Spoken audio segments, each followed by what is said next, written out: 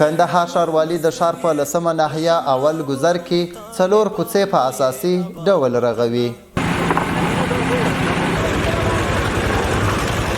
دغه کوڅې چې تقریبا 910 متره اوږدوالی او 9 متره بردوالی لري 3 میاشتې مخکې یې د رغولو چارې راپیل سوي دي او پاته کارونه به یې د 1 میاشتې په موده کې بشپړ سي.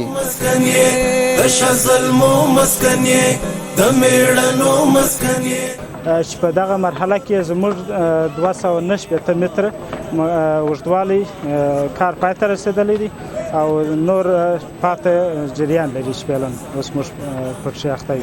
د دې کانکریټایزي لومړی پلان مو داسې و چې لومړی مو کندلکاري یا ایکسکیویشن وکړي په اصطلاح هغه موږ اووه سانتي ایکسکیویشن یا کندلکاري وکړل. د هغه څخه وروسته مو بیا د کندلکاري څخه وروسته مو بیا سبیس مواد واچول.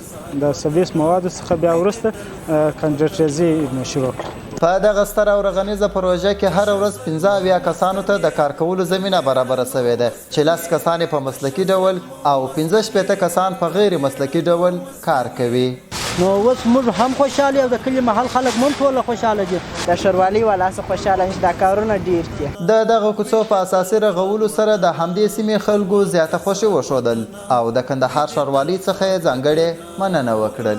په دې کار خو ډېر خوشحاله یو. دا خو د مخه چې موږ پر دا سړکانو باندې چې باران وشو د باران څخه د خټو څخه ډېر تکلیف و چې راووتو او بیا دویمه خبره د دوړو څخه چې باد به رالي کورو ته مو ګڼه دوړې ورتللې موږ ته دا ساري مریضي دغه دوړو څخه راپېښېدې نو د پابندي خو بیخي بالکل خوشحاله یو. د شزلمو مسکن یې د مېړنو مسکن یې د شزلمو مسکن یې د مېړنو مسکن یې په شملاورو طالبانو یې آباد وطن